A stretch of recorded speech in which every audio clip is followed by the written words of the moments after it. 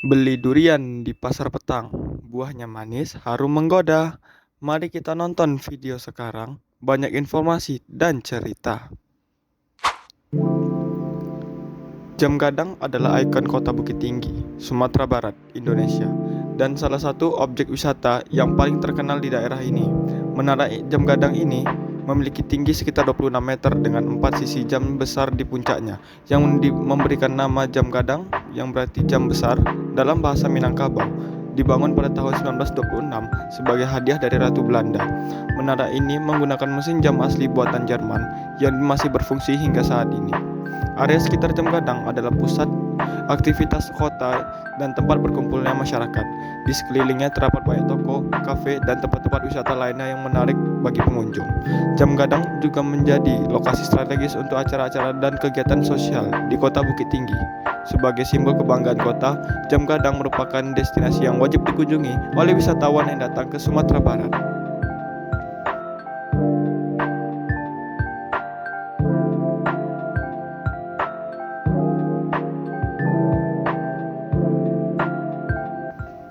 Jangan lupa untuk selalu memakai hand sanitizer dan helm sampai berbunyi klik saat mengendarai motor, dan jika menggunakan mobil, jangan lupa menggunakan safety belt.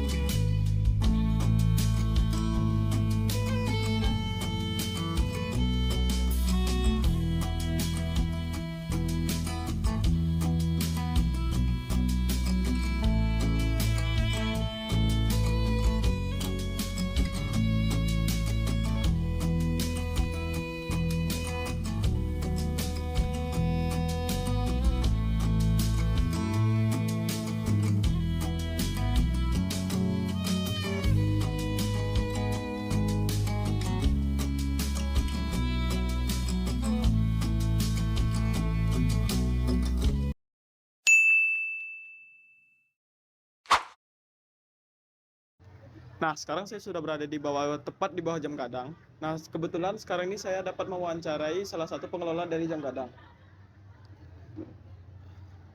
Dengan Bapak siapa, boleh perkenalkan diri, Pak? Surya. Dengan Pak Surya. Bapak sudah lama jadi pengelola dari Jam Gadang ini, Pak? Kalau pengelolaan Jam Gadang ini sekitar 2 tahun lebih, tetapi tugas di Kota Bukit Tinggi ini sekitar 23 tahun. Sekitar 23 tahun lah. Berarti sudah lama kali ya, Pak? Udah. Berarti sudah banyak pengalaman-pengalaman Ya. perubahan di Jam Gadang ini, Pak. Nah, Nah, kalau boleh tahu gimana sih sejarah Jam Gadang ini dibentuk, Pak? Kenapa Jam Gadang ini dibuat? sejarah singkat tentang pembangunan Jam Gadang itu biar awal dari seorang kontreler atau sekretaris daerah yang bertugas di Kota Bukit Tinggi, salah satu pejabat dari utusan kerajaan Belanda yang bernama Hendrik Rodolph Rockmaker, dan dia mendapatkan hadiah dari Ratu Belanda, dan dia Rockmaker ini meminta untuk membuat satu menara dengan ada jam di atasnya. Nah, jadi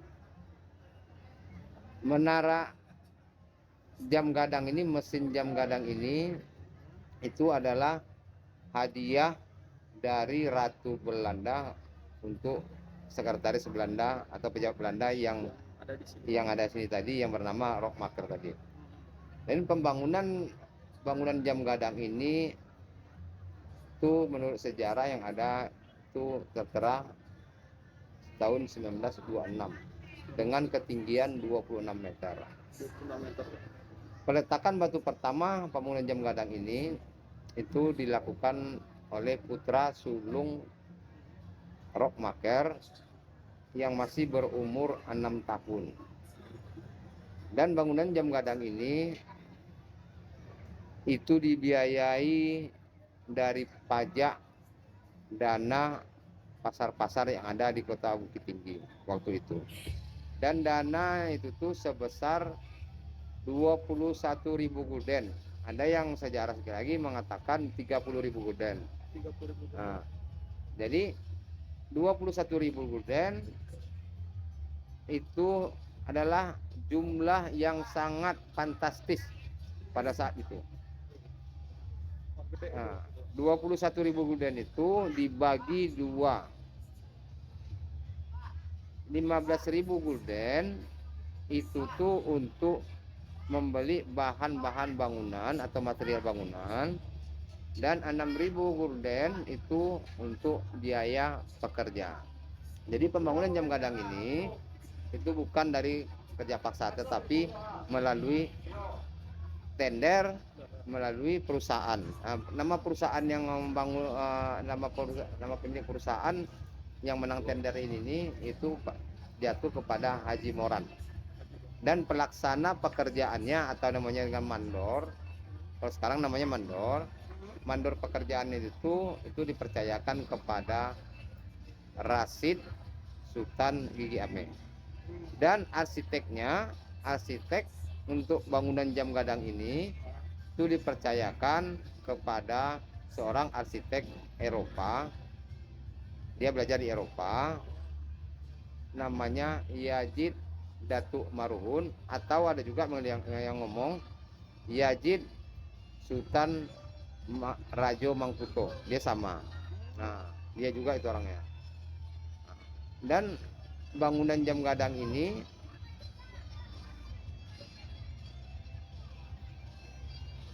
material bangunannya itu terbuat dari batu bata. Nah, batu batanya itu pilihan. Nah, batu batanya itu pilihan pada waktu itu. Batu batanya ini pilihan, dan yang terbaik dan yang menang tender untuk pembangunan batu batanya, perusahaan batu batanya itu, perusahaan batu bata yang menang tender dan yang terbaik dari seluruh perusahaan yang mengajukan untuk bangunan batu batanya itu terjatuh kepada perusahaan batu bata yang bermerek DRD. Nah, itu yang punya itu DRD, tingkatan dari Datuk Rajo di Langit. Nah, sekarang perusahaan batu bata itu udah nggak ada lagi. Nah, dan bangunan jam gadang ini materialnya itu terdiri dari batu bata, pasir putih. Katanya pakai putih telur gitu ya, Pak? Ya, batu bata, pasir putih, batu kapur putih, dan untuk putih telur sebagai perekat pengganti semen. Jadi putih telur itu untuk merekatkan, untuk pasir putih sama kapur putih tadi. Jadi sebagai pengganti semen. Nah, itu putih telur tadi. Putih telur tadi, Pak. Nah. Oke, Pak. Itu kan sejarah singkat dari jam gadang, Iya. Pak. Nah, dari jam gadang ini kan terbentuknya sudah lama sekali, Pak. Tidak. Nah, sampai sekarang pasti ada dong perubahan atau renovasi yang dilakukan oleh pihak pengelola, Pak. Perubahan dari bentuk bangunan jam gadang itu ada pada atapnya. Oh, pada atapnya aja, Pak. Pertama, asal pertama bangunan jam gadang itu atapnya itu berupa kubah, setengah kubah. Setengah kubah itu bentuk kerucut. Di atasnya itu ada patung ayam jantan yang mengarah ke timur. Itu ke daerah timur itu ada daerah Sungai Puar, Menuampu, pokoknya arah ke timur dia. Nah, pada masa pemerintahan Jepang, atapnya itu diganti menjadi berbentuk kuil Shinto, atap kuil Shinto atau atap bangunan khas tradisional Jepang. Dan Jepang berangkat atau kalah masuk Indonesia merdeka atau era kemerdekaan Republik Indonesia, lain jadi Republik Indonesia lah merdeka pada tahun sekitar tahun 1957-an lah. Atap jam gadang diganti sama pemerintah Indonesia dengan berbentuk gonjong. Nah, 4 gonjong. Nah, jadi gonjong. Itu yang kita lihat sampai sekarang. Jadi perubahan itu dari awal tuh hanya perubahan itu sekitar 2 kali ganti. Dua kali ganti. Yang pertama aslinya, yang kedua Jepang mengganti, yang ketiga baru jadi kedua kali ganti. Ya. Dan renovasi yang lain itu hanya dicat, dan ada kerusakan yang lain itu dicat itu tiap tahun, biasanya tiap tahun tuh jam gadang ini tetap dicat. Dan yang lainnya itu pagarnya. Nah, pagar ini udah beberapa kali diganti. Kalau aslinya dulu dia tidak pakai pagar. Ya, saya dulu juga pernah di sini belum ada pagar gitu. Tidak pakai pagar, tapi udah beberapa kali ganti. Jadi pagar yang ada sekarang kita lihat ini tuh itu penggantiannya dari tahun 2019. 2019. Nah, 2019 diganti yang terakhir, itu yang kita lihat sampai sekarang ini. Jadi penggantian itu tuh hanya itu. Dan itu pun kalau untuk bangunan jam gadang, kalau ada renovasi atau yang lain, itu kita harus ada rekomendasi atau izin dari Balai Cagar Budaya. Nah, kalau ada izin dari Balai Cagar Budaya dan itu dilihat, dikaji, memang layak untuk diapa baru. Kalau tidak bisa, karena bangunan jam gadang ini adalah masuk dalam situs cagar budaya yang harus dilindungi dan masuk dalam 7 keajaiban dunia. Dan ini memang bangunan jam gadang sekarang udah masuk ke dalam bangunan yang harus dilindungi dan masuk dalam buk untuk dilindungi dunia. Jadi jam gadang ini sudah masuk milik cagar budaya dunia. Makanya kita tidak bisa mengapakan sembarangan untuk mengapakannya. Jadi banyak proses produksinya. Oke, baik Pak. Berarti kalau gitu bangun jam gadang ini sangat penting di Sumatera Barat ini Pak. Kalau bertanya tentang bangunan jam gadang seberapa penting bagi Provinsi Sumatera Barat, itu tuh Provinsi Sumatera Barat apabila orang datang ke Sumatera Barat sebelum berkunjung ke jam gadang itu belum sempurna ya, rasanya untuk berkunjung ke Sumatera Barat. Dia bisa memilih PMO-nya. Kalau tidak masuk ke melihat jam gadang, dia belum lagi bilangin masuk ke Sumatera Barat.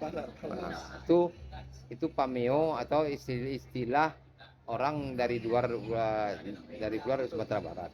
Jadi kalau memang udah masuk Sumatera Barat, kalau tidak masuk ke melihat jam gadang, itu belum lengkap, belum sempurna, dan bisa dikatakan belum lagi masuk Sumatera Barat. Nah, jadi jam gadang ini adalah masuk landmark dari kota Bukit Tinggi dan termasuk kebanggaan pusat kunjungan wisata utama untuk Provinsi Sumatera Barat. Dan bangunan jam gadang untuk kota Bukit Tinggi itu menjadi titik acuan, jadi titik nolnya.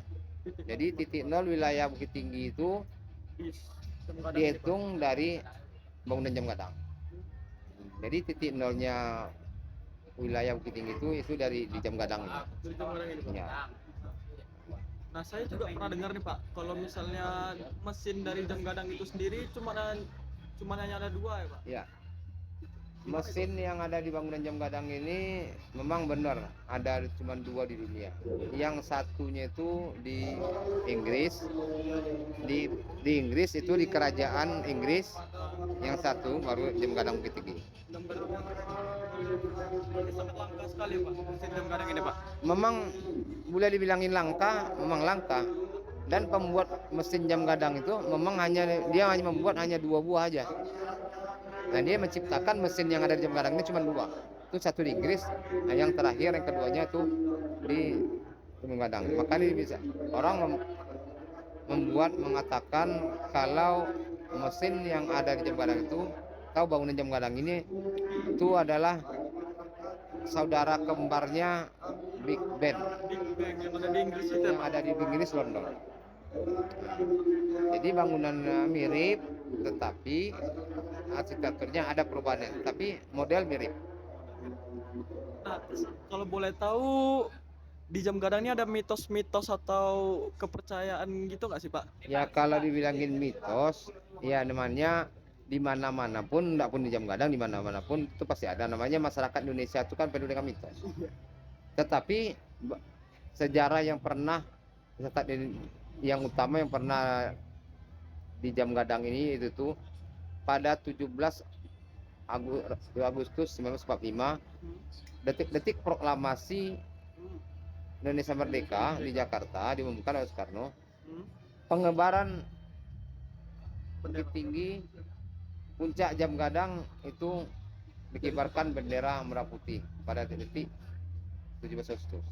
Jadi terdengar melalui telegram bahwasanya Indonesia merdeka dan dibacakan proklamasi di Jakarta, dan di Bukit Tinggi pemuda berusaha keras untuk menaikkan bendera, mengibarkan bendera Sangsaka Merah Putih di puncak Jam Gadang dengan berusaha yang sangat sukar, yaitu melawan tentara Jepang, pemimpin Jepang yang masih menguasai bangunan Jam Gadang, dan pemimpin masyarakat itu tuh, pemimpin massanya itu untuk menggerakkan semangat itu seorang pemuda yang bernama Marakarma.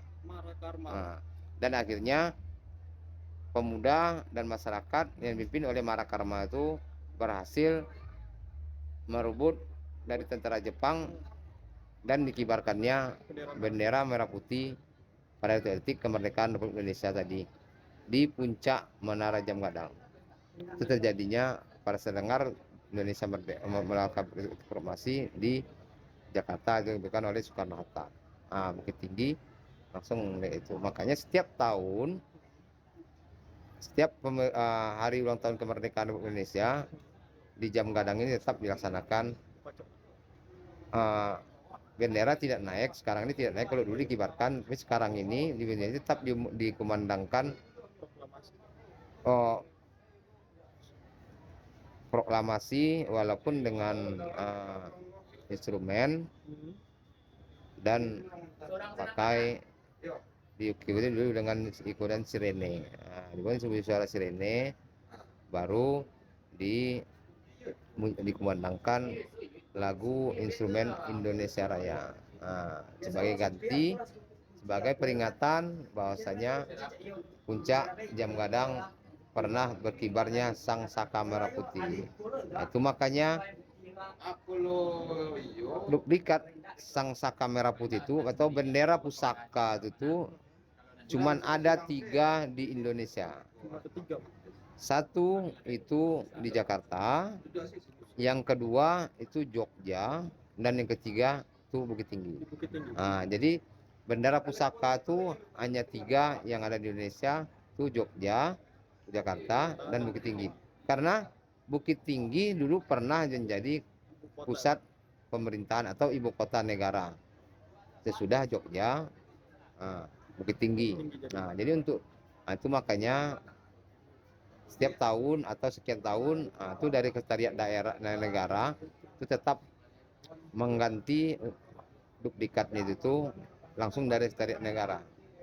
Benderanya itu tidak pakai jahit, tidak disambung, merah putihnya tidak disambung, itu bersatu, itu ditenun. Ditenun, Pak. Jadi untuk bendera pusaka itu ditenun, dia tidak ada sambungan. Kalau saya boleh tahu lagi, Pak, kan sekarang ini Jam Gadang jadi objek wisata nih, Pak. Ya. Nah, kalau untuk masyarakat umum boleh nggak masuk ke dalam Jam Gadang, Pak? Atau ada tiket masuk juga? Kalau untuk masalah naik ke Jam Gadang itu tuh masyarakat umum untuk sekarang ini dulu pernah dibuka, tapi sekarang tidak dibuka lagi karena udah harus dilindungi, harus memelihara. Dan ada orang melihat memang bisa naik ke atas, bisa, tetapi itu ada izin dari dari Dinas Pariwisata Kota Bukit Tinggi. Dan kalaupun ada pun langsung tanpa izin dari apa, itu adalah khusus untuk tamu-tamu negara, tamu-tamu pemerintahan, atau setepel kementerian, pokoknya pejabat-pejabat tinggi negara lah. Nah, pejabat-pejabat tinggi negara kalau berkunjung kemari, kalau ingin kayak ke atas itu diperbolehkan. Tapi kalau untuk masyarakat umum Nggak bisa lagi Pak. tidak dibuka. Baik Pak, mungkin segitu aja wawancara dari saya Pak. Terima kasih Pak untuk mengambil waktunya Pak. Jadi eh, minal aizin wal faizin juga Pak kalau udah lebaran Pak. Jadi terima kasih ya Pak. Sama. Assalamualaikum warahmatullahi wabarakatuh.